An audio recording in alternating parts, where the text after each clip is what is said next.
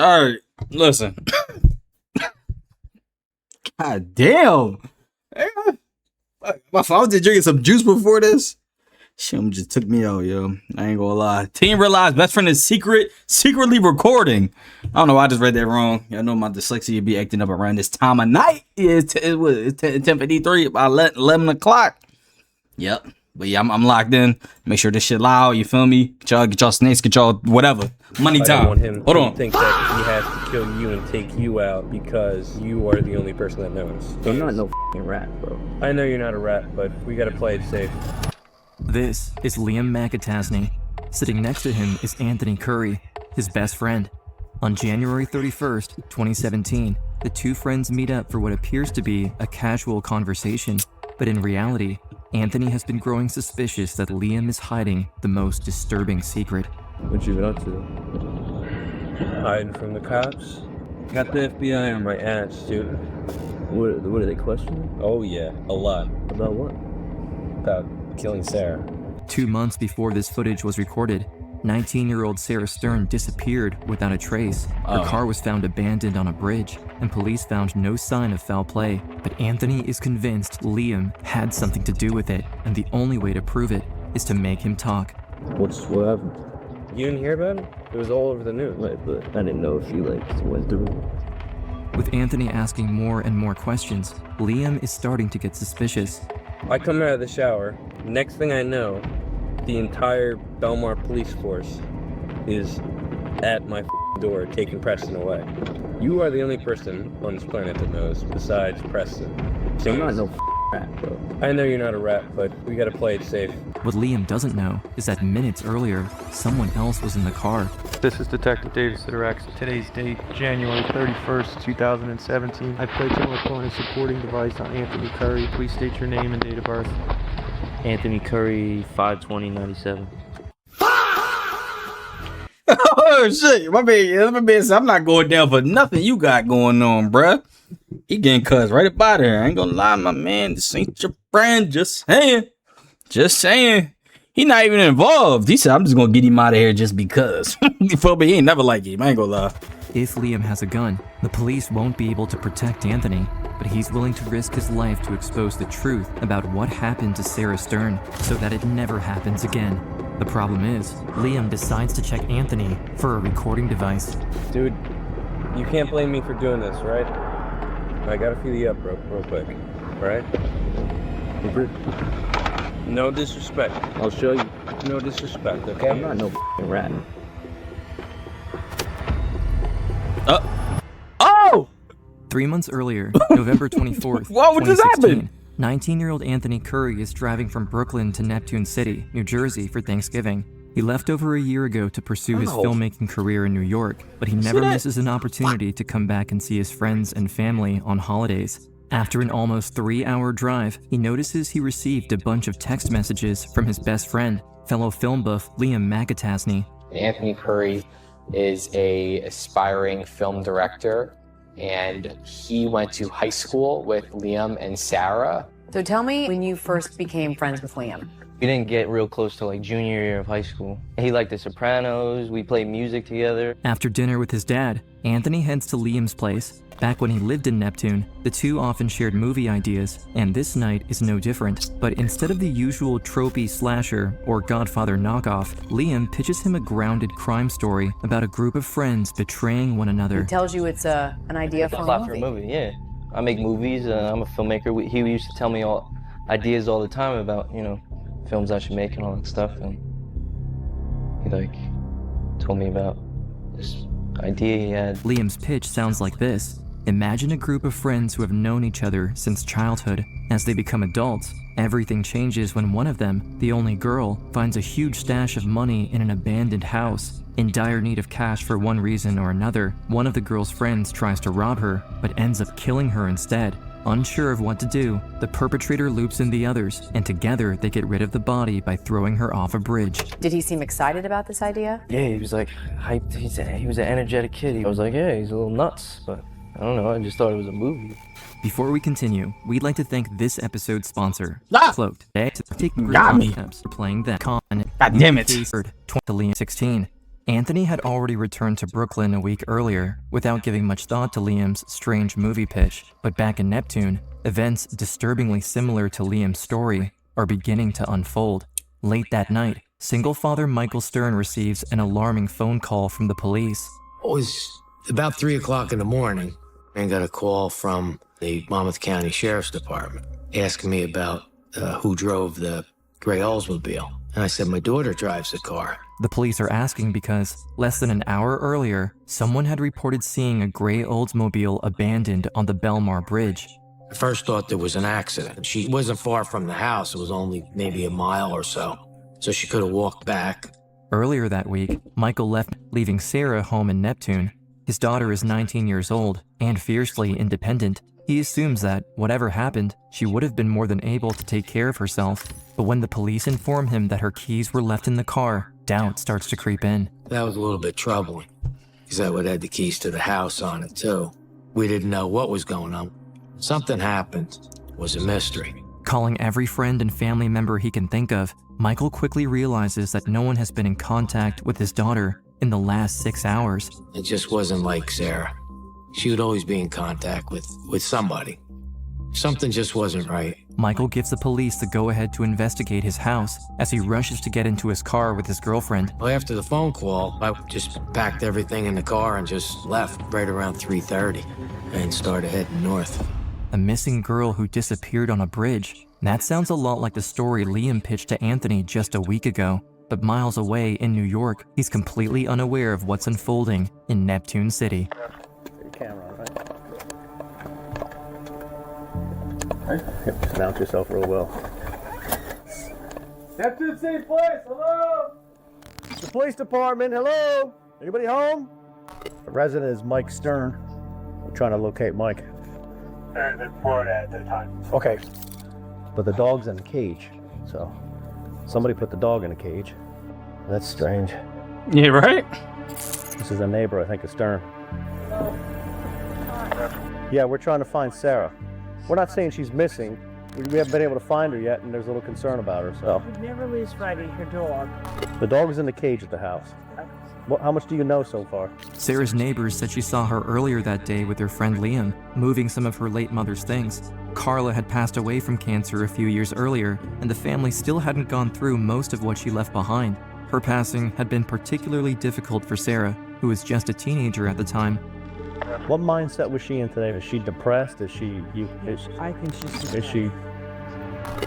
All right. We're going to continue this search then. Be calling Liam to see if Sarah's over there.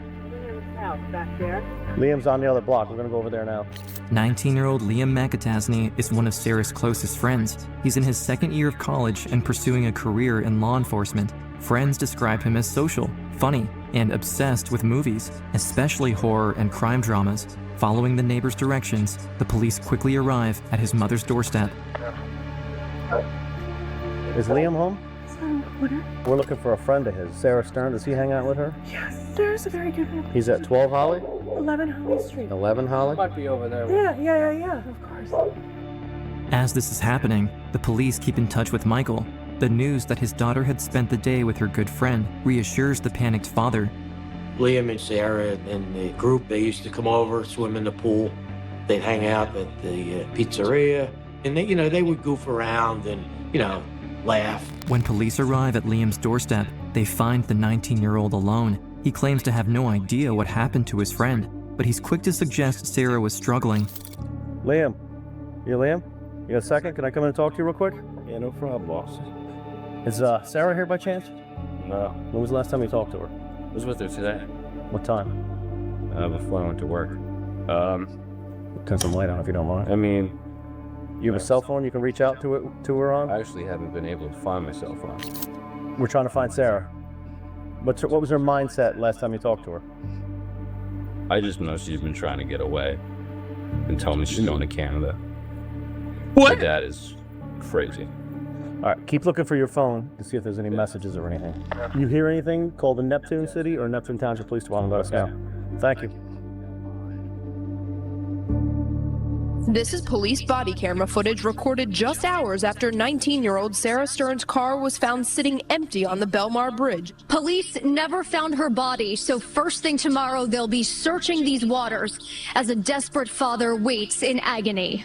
Given the statements from Liam and the neighbor, the police's leading theory is that there's no foul play involved in Sarah's disappearance, although she remains officially missing.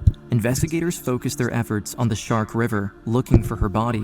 The issue is that the river's tidal waters push everything out towards the ocean. After the police-led search is declared a failure, the community rallies around Michael. Well, it's been a full week since 19-year-old Sarah Stern of Neptune was last seen, and now her family and friends are organizing a search party. Sarah's father, Michael Stern, has told media outlets that he hopes around 200 people will volunteer, and he hopes that the search tomorrow will bring some answers as to where Sarah is. Nearly 300 volunteers gathered to comb through 6,400 acres of coastline, the largest search for a missing person in Jersey Shore history. We're just hoping to search any possible area with more people than just, the local authorities, because we just, it's a big area. Among the volunteers are many of Sarah's friends and neighbors, including Liam McAtasney, whom the police interviewed a week prior, and Preston Taylor, Sarah's prom date. It's pretty strong, so hopefully we're gonna find something today. I met her back in high school, and it's just shocking. I just hope we can find her. Over the next month, as the winter cold sweeps over the Jersey Shore, all search efforts die down. But this doesn't stop Sarah's father. Mr. Stern was down at those docks every day, walking the docks, walking the shoreline, just wouldn't give up hope. My heart broke for him. Neptune Police Director Ed Kirschenbaum drives past him on his way to work every day, powerless. I knew Sarah. She worked at a popular restaurant in Neptune City with my daughter. For a father to not know the whereabouts of his daughter was devastating. Although the search has failed to find Sarah, investigators won't give up on her case, and the more they learn about the 19-year-old, the less they believe that she had disappeared willingly. Friends and family insist that Sarah would never have abandoned her dog, and police find both her passport and Canadian money still sitting untouched in her room, contradicting Liam's claims that she may have left the country. Detectives also find little evidence that Sarah had any serious issues with her father. In fact, she had texted him right before disappearing. By now, investigators are increasingly leaning toward the possibility of foul play, but they are already 1 month into the case and still have no suspects. We were at a standstill. We were at a dead end. The case was growing cold by the minute. While all of this is happening, Anthony Curry has been going on with his life in New York City, completely unaware of what is going on in Neptune. That's until he sees a post about Sarah's disappearance on social media, mentioning that her car was found on a bridge. It's been a while, but Anthony remembers Liam's movie pitch with its oddly similar plot, and just as he begins connecting the dots, Liam suddenly resurfaces. How often was he trying to contact you when Sarah went missing? Almost every day. What was he texting you? What was he saying to you? That he wanted to see me. That it was like urgent. Anthony isn't sure whether he's just being paranoid or if Liam might truly be involved in Sarah's disappearance. In any case, it's a lot of pressure for the 19-year-old, so he seeks out the help of his father, Eddie Curry, who still lives in Neptune and is much closer to the case than he is. Eddie doesn't hesitate and immediately puts his son in contact with Detective Michael Bonanno, one of the case's leading investigators and a personal friend of the Currys. I know the family very well, known Anthony since he was young, and Eddie was concerned that he had some information on this, what may have happened to Sarah.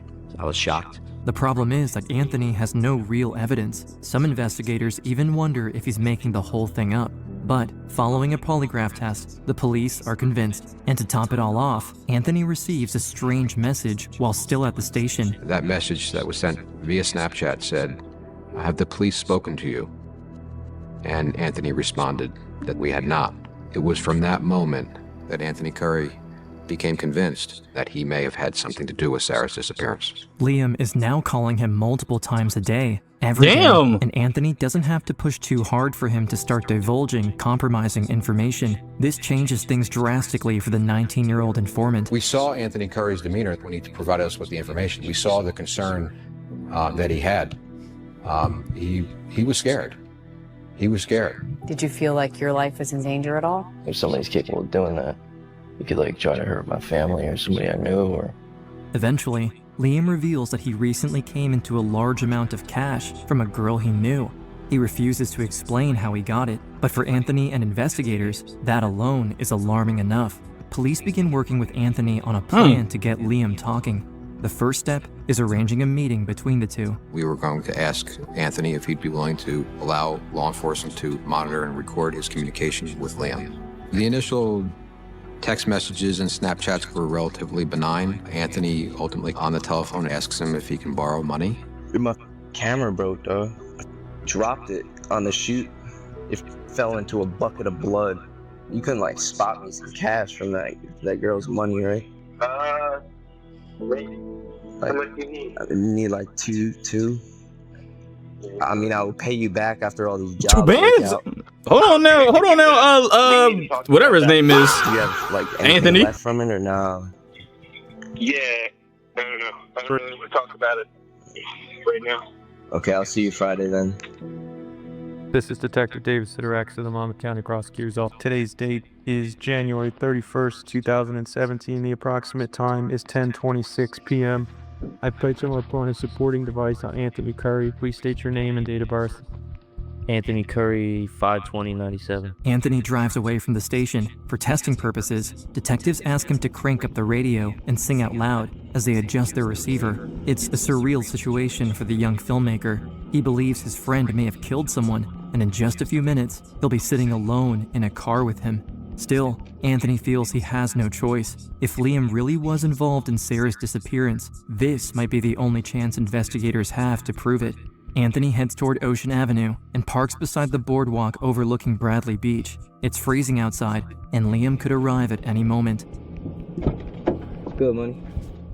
How you doing? How you doing? You want a cigarette? Nah, I'm good. I quit them shits. What were you doing? Hiding from the cops. Got the FBI on my ass, dude. What are they questioning? Oh yeah, a lot. About what? About killing Sarah.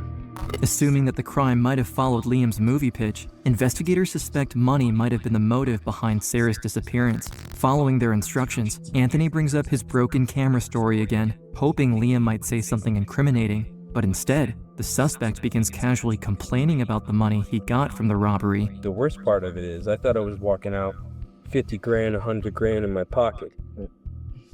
She had one safe, and she took money out, and she only had 10 grand.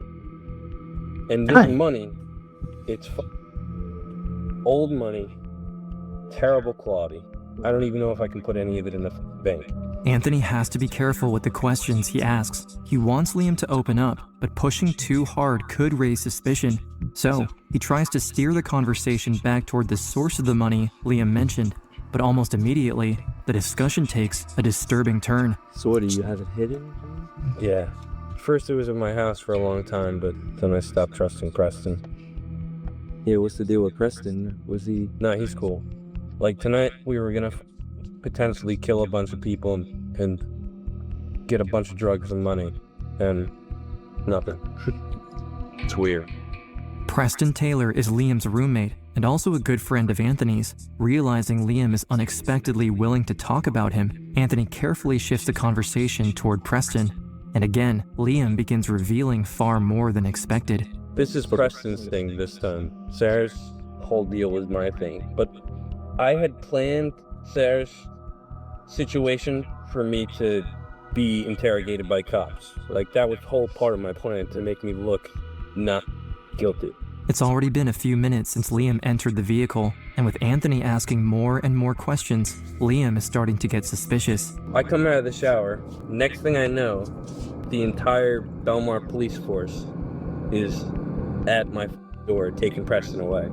You are the only person on this planet that knows, besides Preston. I'm not no rat, bro. I know you're not a rat, but we gotta play it safe. As the conversation continues, Liam becomes increasingly paranoid. He repeatedly warns Anthony that Preston already wants him dead and insists that they all need to meet before things spiral further out of control. Refusing to go back to their house, Anthony tries to stay calm until Liam suddenly asks him to prove he's not wearing a wire. Dude, you can't blame me for doing this, right? I gotta feel you up real quick, alright? Oh, that's when he stole off on him, I think, right? No disrespect. I'll show you. No disrespect, okay? I'm not no rat. Just across the parking lot, the detectives are on edge. From their position, they can't see what Liam is doing inside the car. People are like, do you think he's a hero? Absolutely, he is. Because he put himself in a situation where Liam had shown up with a gun. Even though the detectives were across the street, they would not have been able to save him. And he appreciated that and still did the right thing.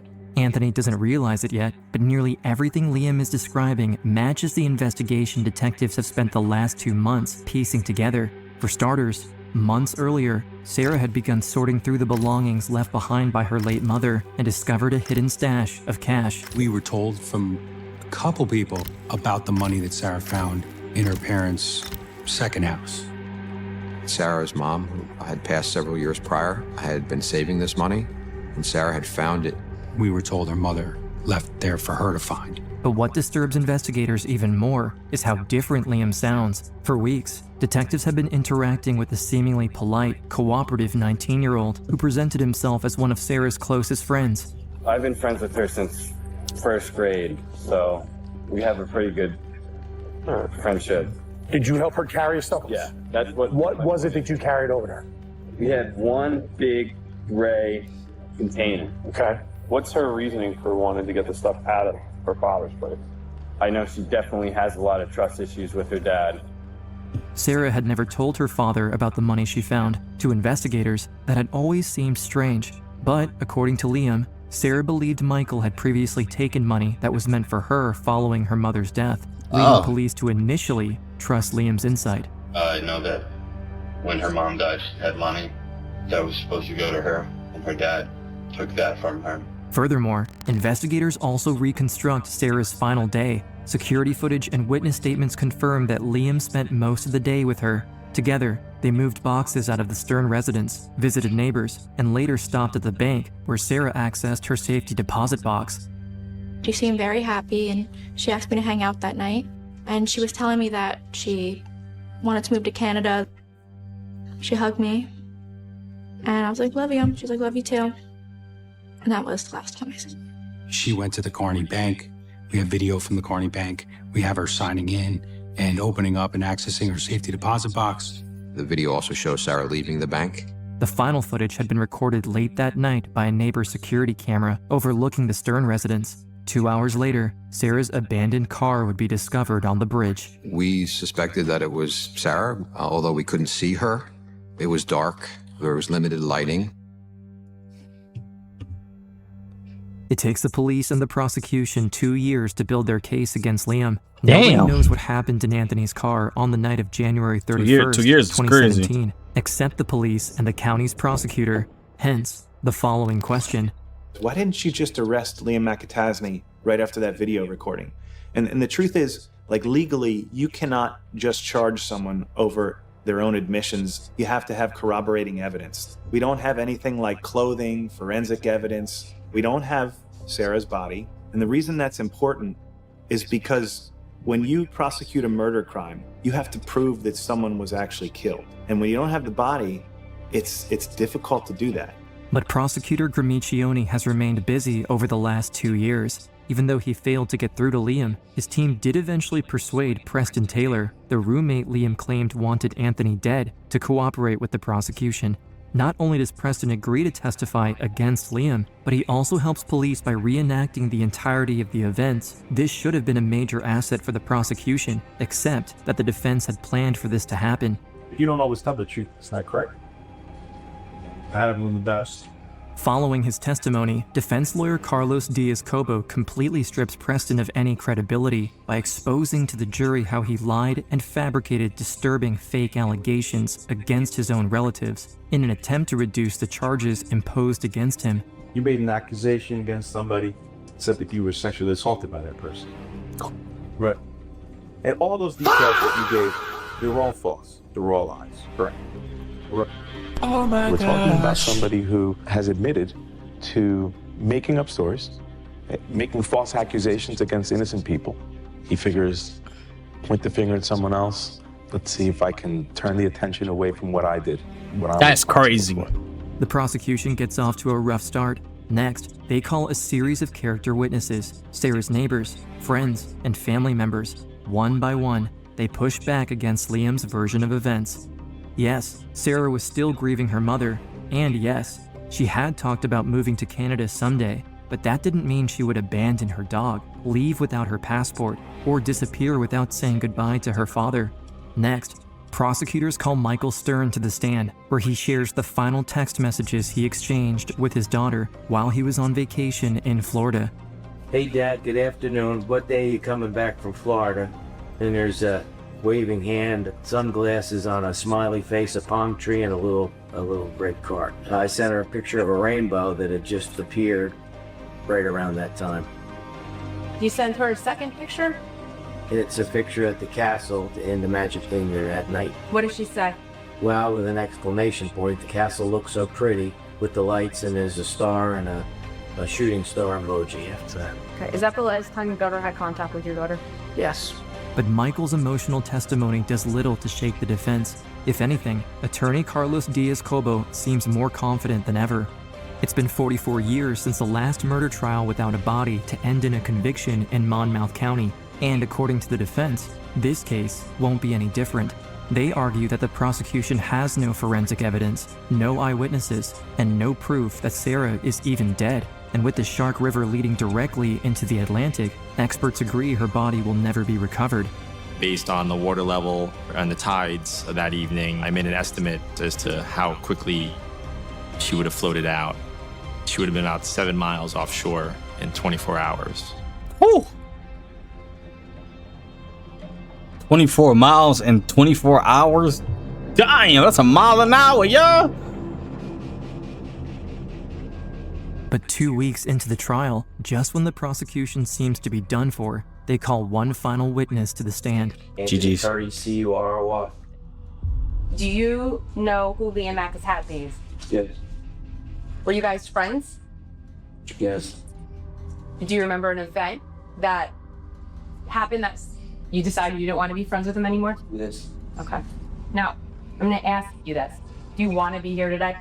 No. Why are you here? Doing the right thing. You see him fidgeting, you see him crying. He had not seen his video since that day. State would like permission to play Court Exhibit 2. Dude, you can't blame me for doing this, right? I gotta feel you up real quick, alright? No disrespect. I'll show you. No disrespect, okay? I'm not no rat. Liam pats Anthony down, looking for the old school wire that's along your chest, and that's not how we do things anymore. And after that, wait, we couldn't believe what we were hearing. Wait, so where was the wire placed at then? Hold on though. Wait, if it's not, they tell the old school joint across the chest. Wait, hold on, bitch. Can I look this up, yo? Or am I doing too much? I might be doing too much. Where are wires? Oh, hold on. Where are wires placed at in 2026? Let's see. Let's see, y'all. For police listening.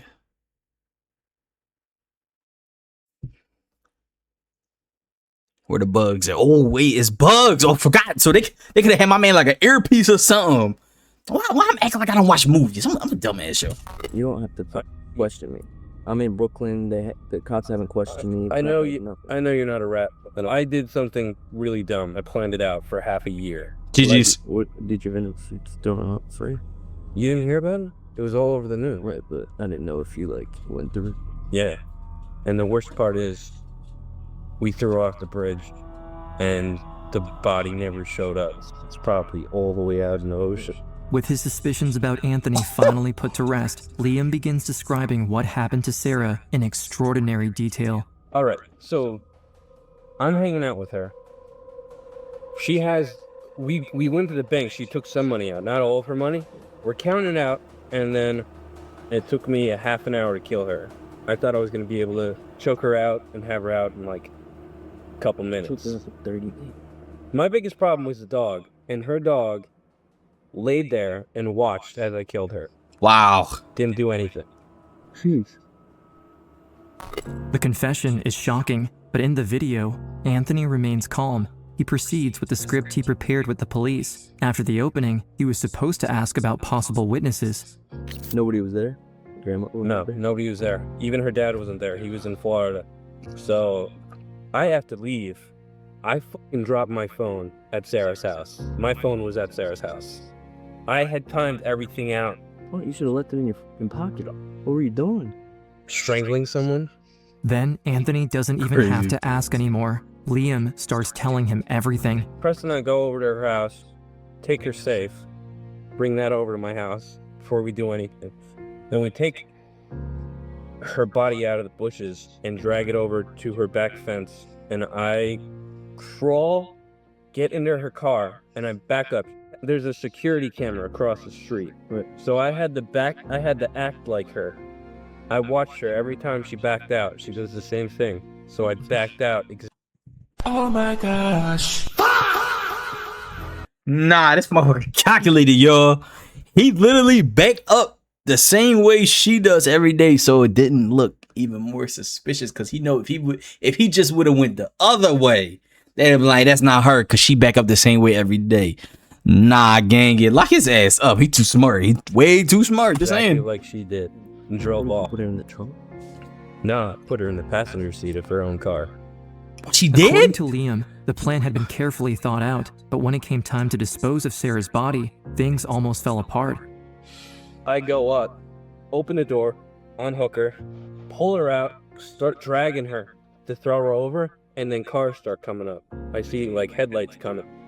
I try to get her over and I can't. Put my leg up. So I grab her body.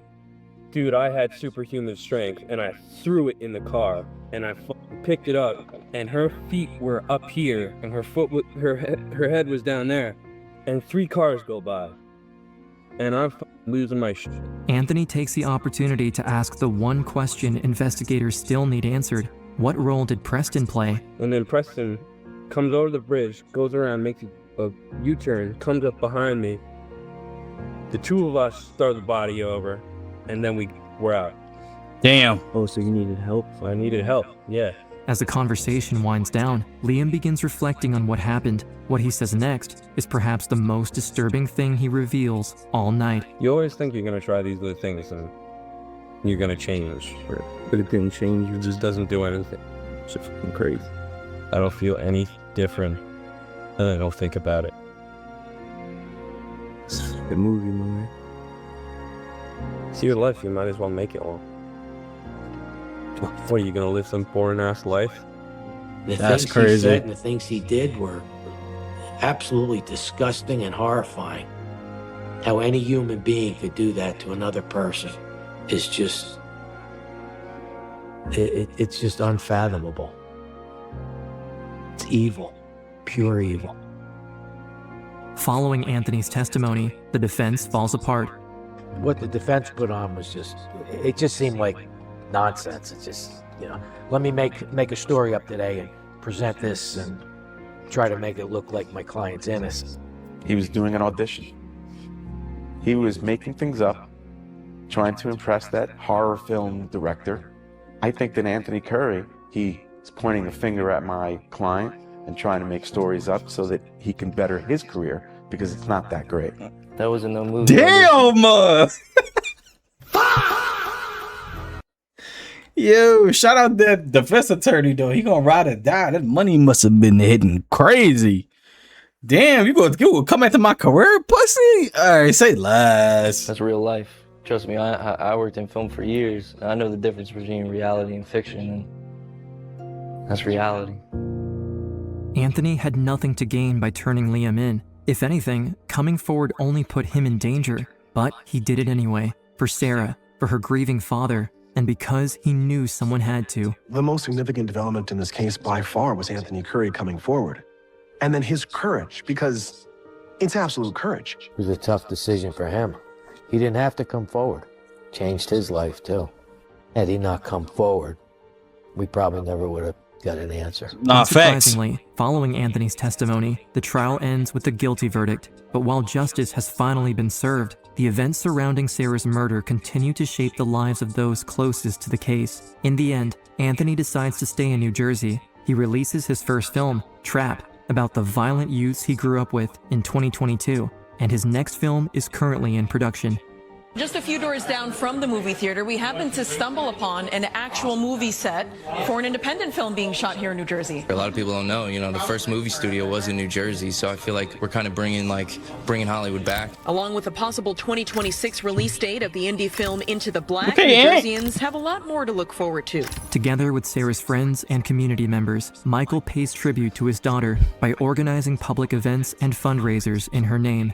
One of the things that the community does is hold an annual art festival in Sarah's memory, with proceeds going to pay for scholarships to art students. It's good to see everyone coming out and everyone kind of healing, kind of through art. Art was at the core of Sarah's being. She wanted to go to Canada to study and become an artist herself. But now that she's gone, Michael wants to keep her passion alive by helping young artists pursue their dreams in her stead. Sarah's life was worth something, and I think that if she can be an inspiration to somebody else, I think that would be a good thing for her and me. I think she would be proud, and I think she would be really happy to see that we're all still making art, because, that's what she loved to do. To the public, Sarah became the face of a tragedy that brought the entire community together. But Michael remembers her for who she truly was. My daughter, smart kid, good kid, friendly, cared about people, never hurt anybody.